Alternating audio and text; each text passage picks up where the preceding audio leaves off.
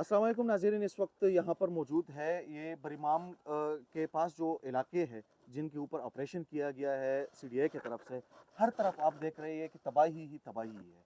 यहाँ पर ये लोग मकामी लोग कह रहे हैं कि यहाँ पर कोई हज़ारों के घर थे जिनको तबाह किया गया है। यहाँ पर एक भी घर मेरे नज़र में नहीं आ रहा कि वो कोई घर बचा हो यहाँ पे। और उसके पीछे उनका वो इस तरह अपने आप को डिफेंड कर रही है कि यहाँ पर ये लोग जो है वो गैर कानूनी रह रहे थे। इनसे ये भी जानने की कोशिश करेंगे कि ये क्या माजरा है, कि गैर कानूनी है या नहीं है। लेकिन जो तबाही है वो नाकाबिले बयान है। और इन लोगों में जो गुस्सा है, जो अभी मैंने देखा है, इन लोगों की जो गुफ्तगू मैंने सुनी है, वो भी इनका हक है कि वो गुस्सा करें।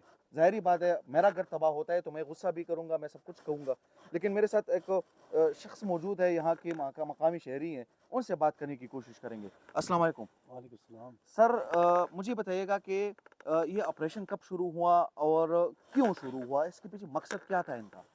सर उस चीज़ का तो नहीं पता क्यों क्या मकसद था क्या नहीं मकसद था इनका। बस ऑपरेशन किया, तोड़ फोड़ कर दी है इन्होंने। तो मेरी ये दुकान थी छोटी सी अच्छा, ये किराने वाली की, दुकान ये आपकी थी? दुकान थी मेरी। अच्छा।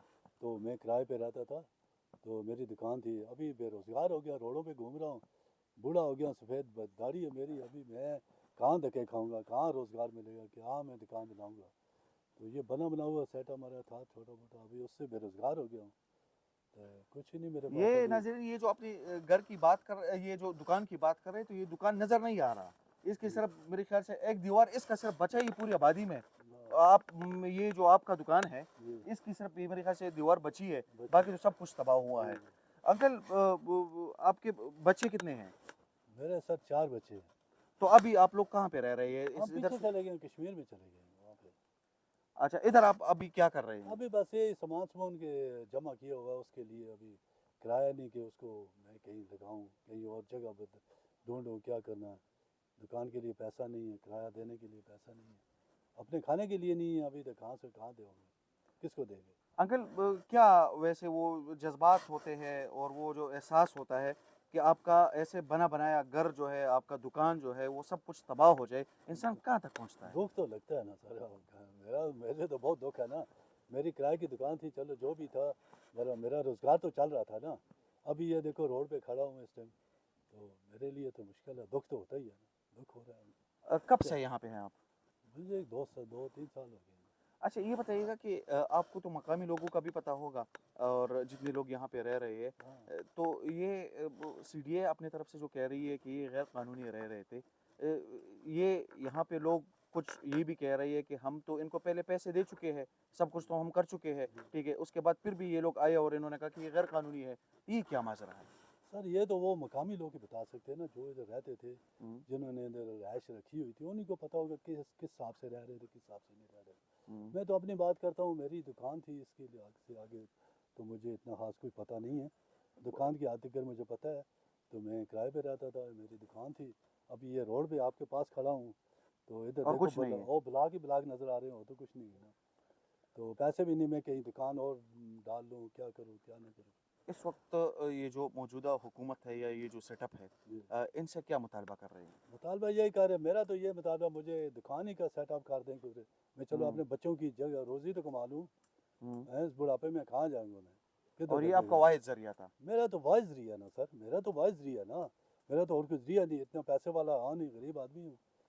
यही है, कर्जदार करके दुकान डाली हुई थी मैंने। अंकल, मैंने यहाँ पे कुछ बातें सुनी है लोगों की कि लोगों में ना काफ़ी वो गुस्सा जो है वो पाया जा रहा है जी कि सब कुछ तबाह हुआ तो अभी तक लोग नहीं आ रहे थे हमारे पास। जी।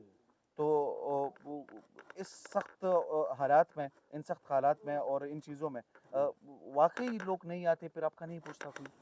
ना सर, कोई नहीं पूछने वाला कोई नहीं पूछा, किसी ने भी नहीं पूछा। ना ना ना ना, ये बात गलत है, किसी बंदे ने हमसे नहीं पूछा क्या हाल है क्या नहीं। बस यही है, बस आए तोड़ फोड़ किया, सामान कोई क्या हुआ कोई क्या हुआ, बस ऐसे नुकसान हो गया हमारा। मेरा तो ज़ाती नुकसान हो गया दुकान का, मेरा तो उसका लिए बहुत दुख है।